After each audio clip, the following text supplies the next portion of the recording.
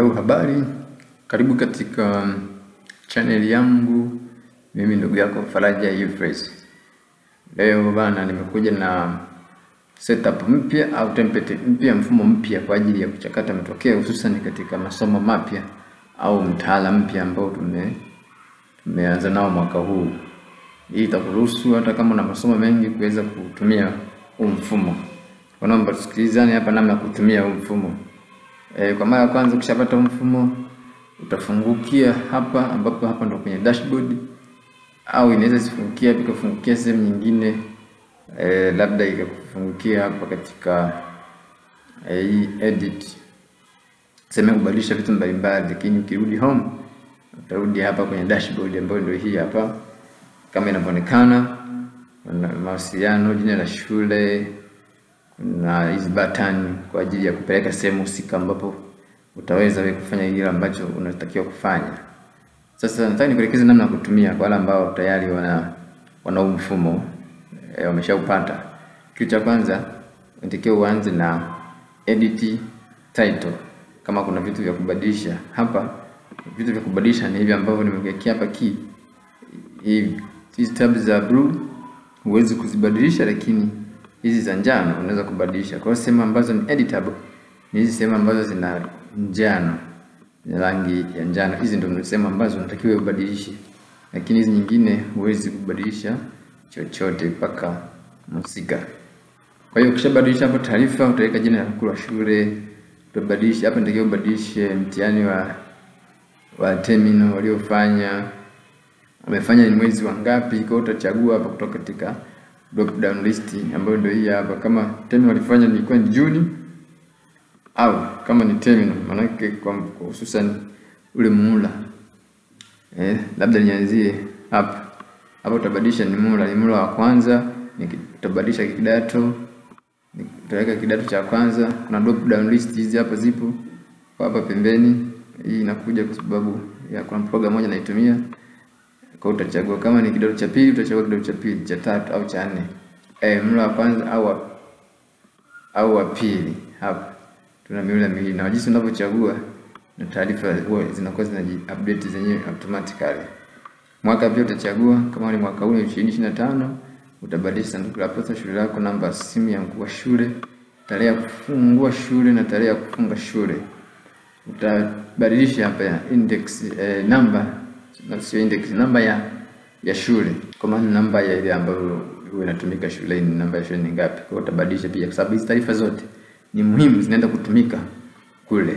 Kwa ukishamaliza, ukishabadilisha hapo, utaweka majina ya walimu, lakini utasajili pia masomo. Mfano hapa ni engineering, utaweka na kodi kama unajua. Kama hujui unaweza kaacha, lakini ni lazima ubadilishe, ujaze masomo.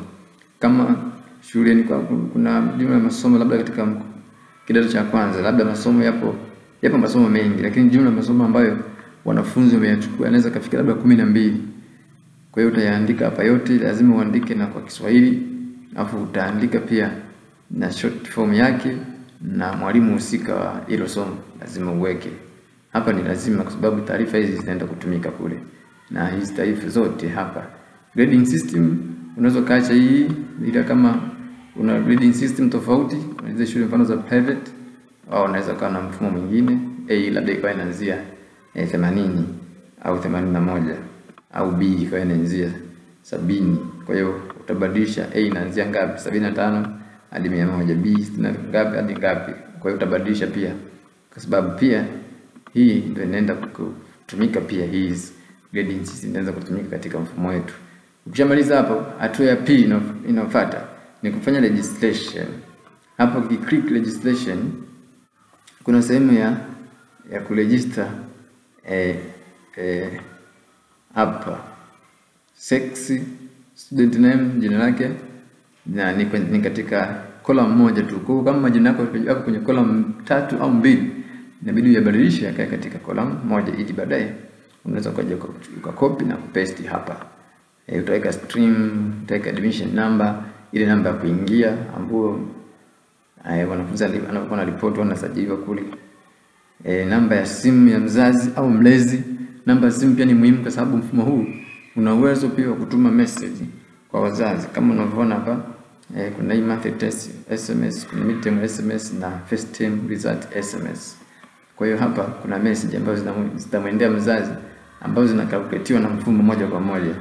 Kwa sasa hivi inaonekana tu ni blank kwa sababu hakuna somo lolote, na hapa namba ya simu ni blank kwa sababu hatujaweka, na hapa pia inaonekana ni hamna jina kwa sababu bado hatujaweka majina. Kwa hiyo ni muhimu kuweka namba ya simu kama unataka kutumia mfumo pia kwa ajili ya kutuma message, kwa sababu hiyo message bado utawatumia wazazi baada ya kuchakata. Utazichukua, utatuma message kwa wazazi kwa kutumia simu yako. Namna kutuma, kuna video ipo kwenye YouTube yangu na nitakuwekea link pia katika description hapo, utaangalia. Basi kwa hiyo utajaza masomo. Hili ni somo la geography, ambao hii somo la geography ndio la kwanza limeka hapa. So utakosa sajili somo la pili itakaa hapa, somo la tatu hapa. Kwa hiyo mfano nikibadilisha hapa katika edit title, hapa labda nikiandika labda Kiswahili. Nikiandika Kiswahili hapa.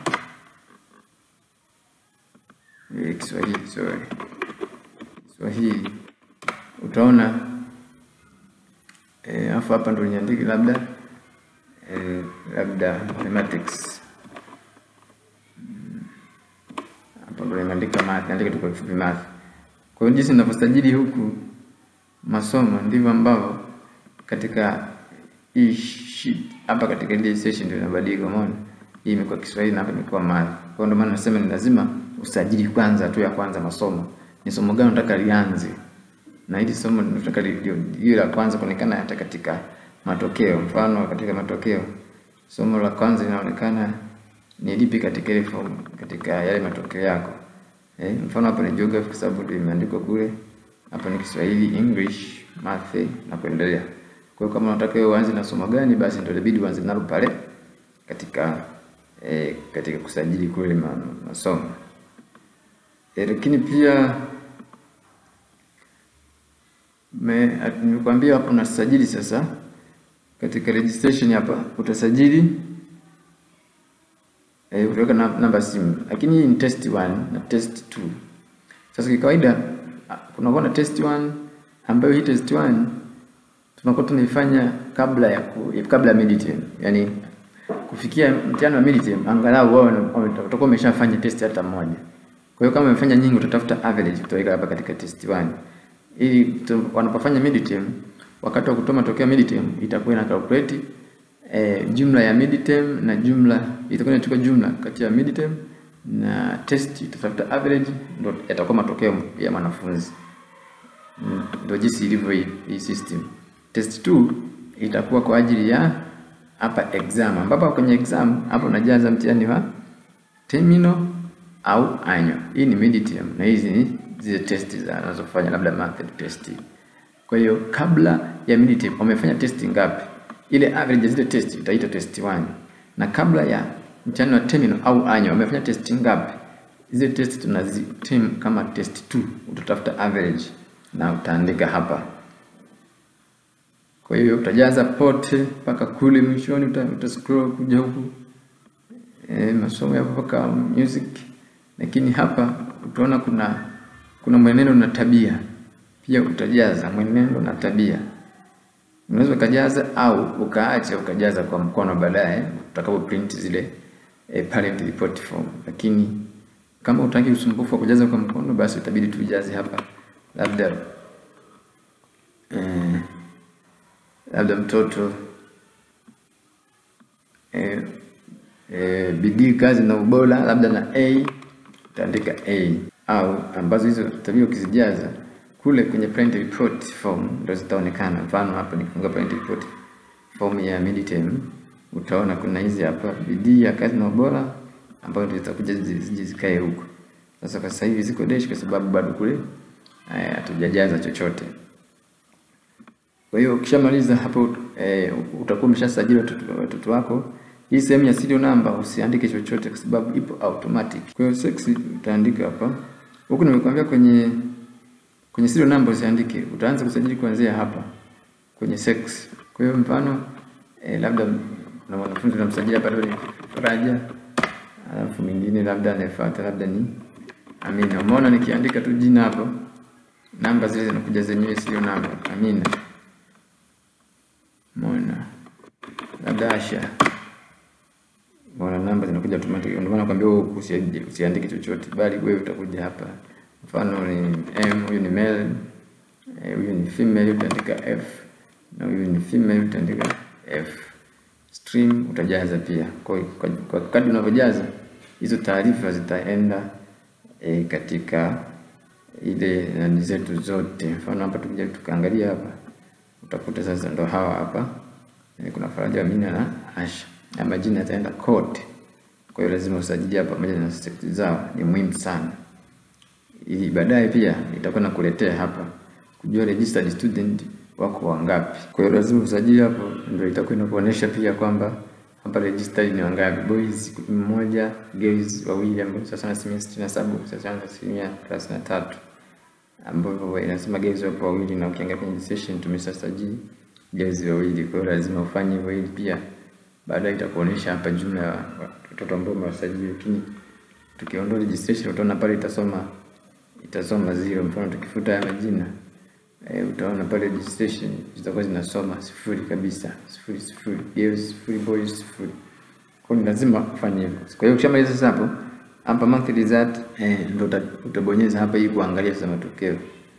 Hapa ni matokeo ya monthly. Kama kutakuwa na matokeo mitihani ya kila mwezi unakuwa unajaza hapa. Mfano mwezi wa kwanza utakuja ujaze hapa mwezi wa kwanza. Utajaza hapa labda geography, Kiswahili, English kulingana na idadi ya wanafunzi. Ukishamaliza kujaza haya matokeo mwezi wa kwanza ukiyataka, itabidi hapa uchague sasa matokeo. Umeona hapa nikiklik hapa inasema chagua mwezi unaotaka kuona matokeo. Kwa hiyo kama unataka kuona matokeo mwezi wa kwanza, itabidi uchague mwezi wa kwanza. Ndio utayaona matokeo yao katika hii sehemu hapa. Sasa hivi inaonekana kwa sababu bado sijaweka. Labda nijaribu kuweka uone. Mfano nisajili wanafunzi 2. Nisajili wanafunzi 2 ambao ndio leo Faraja pamoja na labda pia Faraja ni male, pia ni female. Kwa hiyo ukishasajili hivyo, ukija kwenye monthly result utaona hapa kwenye registered student inaonyesha girls 1, boys 1, 50 kwa 50. Ukija hapa katika monthly result, mfano sasa mwezi wa kwanza, ukitaka kujaza matokeo nimekwambia una click katika hii January hapa. Hapa ndo utajaza sasa. Umeona Faraja pamoja na pia majina yote na yamekuja. Kwa hiyo utamjazia labda geography umepata ngapi? Labda 90. Hapa akapata labda 75. Alafu pia amepata 80 kwa 65. Niweke tu kwa mfano ya mawili, geography pamoja na Kiswahili. Kwa hiyo ukija sasa January hili utakuta hapa tayari inakuletea matokeo. Umeona Faraja pamoja na pia geography na 90, Kiswahili 75. Hayo ni matokeo ya mwezi wa kwanza kwa sababu nimechagua January. Lakini nikienda kuchagua February hapa sasa hivi, nikichagua hapa February utakuta taarifa hapa zinaondoka kwa sababu February kule bado sijajaza kitu, sijajaza marks zozote, bali majina yatakuwepo pamoja kwa sababu nimeshasajili. Kwa hiyo hivi ndivyo ambavyo unaweza kufanya. Kwa hiyo March pia utajaza hapa, na ukitaka kuprint na kuangalia matokeo ya March utakuja hapa then utaprint. Utaprintia hapa control P, utakuwa tayari una print matokeo yako kulingana na idadi ya page zilizopo, utaprint. Kwa hiyo ndo kazi ya monthly test result. Annual exam result sasa hapa inasoma annual kwa sababu kule tumejaza ni term ya pili. Ni term ya pili, lakini nikija kwenye credit hapa nikaweka term ya kwanza, ni muhula wa kwanza, pale itakuwa inasoma terminal. Tuweke muhula wa kwanza. Ndio nakwambia ni muhimu sana. Kwa muhula wa kwanza, umeona hapa sasa imebadilika imesema terminal exam result.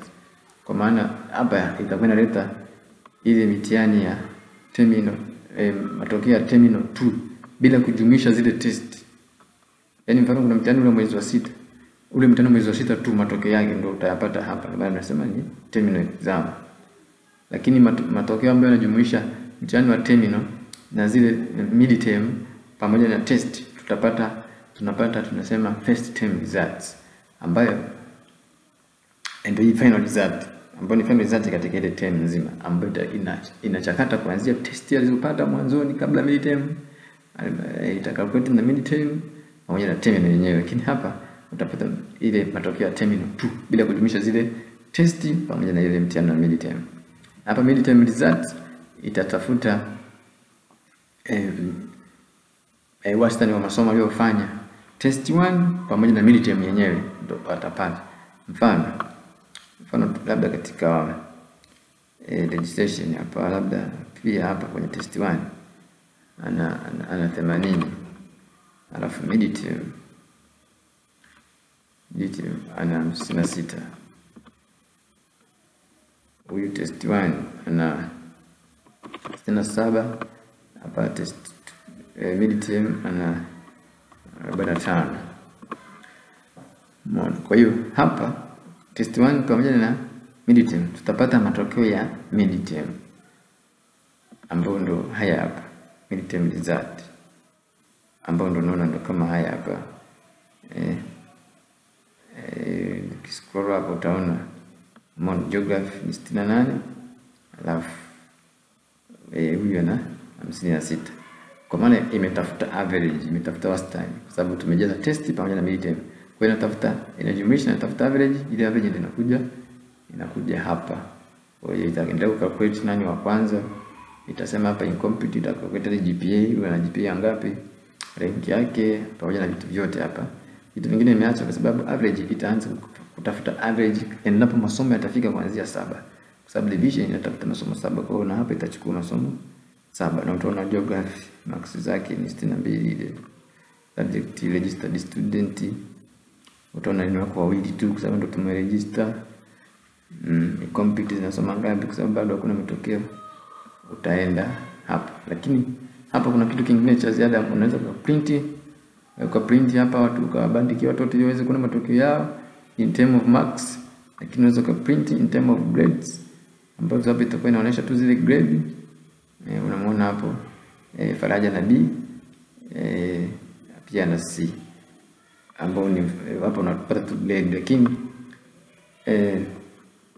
unaweza pia ukapata kwa mfumo wa Nectar format. Kwa hiyo kaenda hapa utapata hii hapa, ni ule mfumo wa Nectar. Unaona geography na B, huku ana C, huku kwingine ni blank kwa sababu bado sijaingiza marks. Unaona na index number yao ndio hii hapa. Faraja ni namba 1, huyu namba 2. Kwa hiyo hivyo ndivyo ambao inafanya kazi. Hapo utarudi kwenye scrolls au utaka unaenda home. Utaka unaenda home, mimi niende home. Kwa hiyo final result hizi sasa ndo message.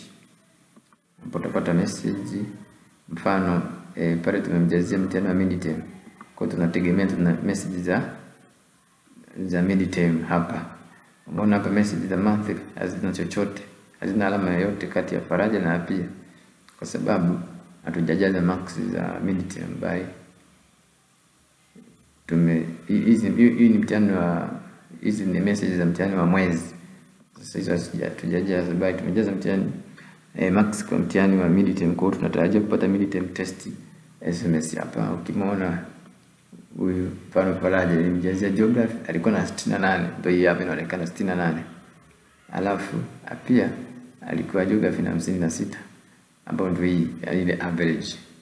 Masomo mengine ni dash kwa sababu hatujajaza. Kwa kila taifa ambayo utakuwa unajaza kule itakuwa inachukuliwa inaletwa huku kwa ajili sasa ya kutuma message kwa mzazi baadaye, ili kujua ufaulu wa mtoto wake, na itasema amekuwa wangapi. Ndugu mzazi au mlezi, mwanao amefanya mtihani wa robo mwaka March na kushika nafasi ya kwanza kati ya wanafunzi wawili, kwa sababu yupo tu Faraja na pia, lakini wale ina maana inaleta number of registered students. Amepata daraja incomplete kwa sababu masomo hayajafika 7.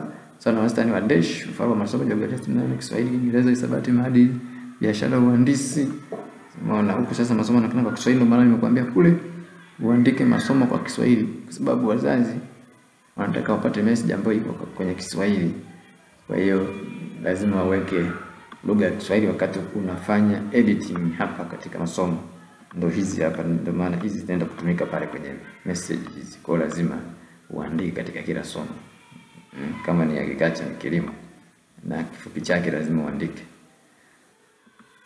Na hizi hapa utapata message kwa ajili ya term nzima. Kwa hiyo hivyo ndivyo ambavyo mfumo unaweza kufanya kazi. Na baadaye sasa kuna hizi parent report form ambapo ukishamaliza kujaza kila kitu taarifa zitakuja. Mfano hapa taarifa hii ni parent report form ya midterm. Hii hapa midterm. Hii ni ya midterm, hii ni ya terminal kwa maana ile first term nzima. Kwa hiyo tutaprintia hapa. Mfano hapa hii ni ya huyu ni Faraja. Sijamjazia mkono bana ionekane, lakini jinsia ni M, admission number sijaweka. Namba simu sijaweka. Point hajakalkulate kwa sababu somo ni moja, lakini jumla ya alama ni 68 kwa sababu somo lake na 68. Na ukiona hapa mazoezi ndio walipata 80, hapo ni test 1, jaribio ilikuwa ni 56. Faraja ambaye jaribio ndio ile midterm. Kwa mazoezi 80. Turudi hapa uone katika registration. Faraja ana 80, test 1, test 2 56. Ndio inaenda sasa kuijaza katika parent form ya mzazi kwamba ana 80 kwenye mazoezi na kwenye test, kwenye midterm ambapo hii mazoezi ni test. 56 ni midterm, inatafuta average. Itasema daraja la ngapi na amekuwa nafasi ya ngapi ile somo katika wanafunzi wote. Alafu hapa itaandika mwalimu wa darasa. Note mwalimu wa darasa, mwalimu wa somo husika. Kwa lazima usijaze, ndio maana nimesema lazima ubadilishe kule taarifa kwa sababu zitakuja mwalimu wa darasa. Wanayefundisha ile somo ni nani utajaza hapa. Kwa hiyo taarifa kwa sababu tumejaza tu somo moja ndio maana imekuja hivyo. Kwa hiyo itasema mkuu wangapi ameshika nafasi ya kwanza kati ya wanafunzi wawili. Kumbuka yupo yeye Faraja na pia. Ndio maana nimesema kati ya wanafunzi wawili. Umeona? Na huku chini utakuwa umeshajaza zile tarehe za kufunga shule. Tarehe ya kufungua shule, tarehe ya kufunga shule utakuwa umejaza kule. Na wanasema kule lazima ubadilishe kila kitu. Kwa sababu zile taarifa zinakuja zinatumika huko baadaye. Kwa hiyo hapo utakuwa sasa namna ya kuprint. Kwa sababu hapo unaona kuna matokeo tu ya mtu mmoja. Sasa inaleta matokeo ya Faraja, lakini nikitaka matokeo ya Apia kumbuke amebi register namba 2. Kwa hiyo nikiandika hapa namba 2 tunatarajia kumwona Apia. Nikibonyeza hapa juu itakuja namba 2. Utaona hapa itakuja Apia. Umeona? Kwa sababu namba 1 ni Faraja. Kwa hiyo inaleta matokeo ukiandika namba index number ya mwanafunzi. Ile namba ya mwanafunzi kama ni namba 2 ndio italeta matokeo yake hapa ya print. Kwa hiyo unaweza andika namba yake pale. Mfano labda umeprint lakini kuna mtoto mmoja matokeo yake hujayaona. Unaangalia tu namba yake ni ngapi, unaiandika hiyo namba yake hapa. Baadaye una control P ili kuprint. Tayari utakuwa umeprint matokeo yake. Kwa hapa mfano nimeprinta print ya Faraja. Nikitaka ya namba 2 nitabonyeza hapa. Namba 2 atakuja Apia hapa pamoja na matokeo yake. Umeona? Jumla ya alama ya 56 nimekuwa pili kati ya pili kwa sababu imekuwa pili na jinsi yake ilikuwa ni fair. Na alama zake ndio hizo hapa. Ilikuwa na 67. Test 1 ni 67, jaribio 45 ambapo hizo marks ndio hizi huku kwenye registration. Ana 67 na 45. Inatafuta average inakuwa ina calculate ambayo ndio hizi hapa. Ni nafasi katika somo ni nafasi ya pili. Walimu wa somo husika ndio hawa hapa. Kwa hiyo itakuwa imechakata. Kwa hiyo ukitaka sasa mfano wanafunzi wako wengi, uweze kuchagua namba moja moja. Nimekuwekea hizi button hapa ambazo unaweza kuprint. Hii ni button ya select printer. Lakini unaweza siitumie sana, sijaiwekea bado kodi. Kwa hiyo unasema cannot run the micro. Lakini hii hapa ndo print all report. Kwa hiyo hii ukibonyeza hapa ita print zote na kuzisave kama PDF. Ina print moja moja na kuzisave kama PDF. Labda nijaribu hapa uone. Kwa hiyo nikiprint hapa, nikibonyeza hapa print, itaanza kuprint. Itaanza namba 1, itakuwa inaandika yenyewe, itakuwa na nani yenyewe namba 1 ita print. Baadaye italeta namba 2, matokeo yake yatakuja hapa, ita print. Baadaye italeta namba 3, itaandika namba 3 hapa, italeta matokeo yake hapa, ita print. Baadaye itaandika namba 4 yenyewe automatically, italeta matokeo yake hapa, ita print. Hivyo mpaka wanafunzi wote wanaisha.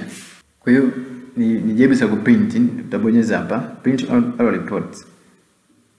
Kwa hiyo itakuwa ina print pamoja na kusave kama PDF. Mfano, ngoja nijaribu hapa sasa uone. Nimebonyeza hapa print. Umeona imeanza namba 1.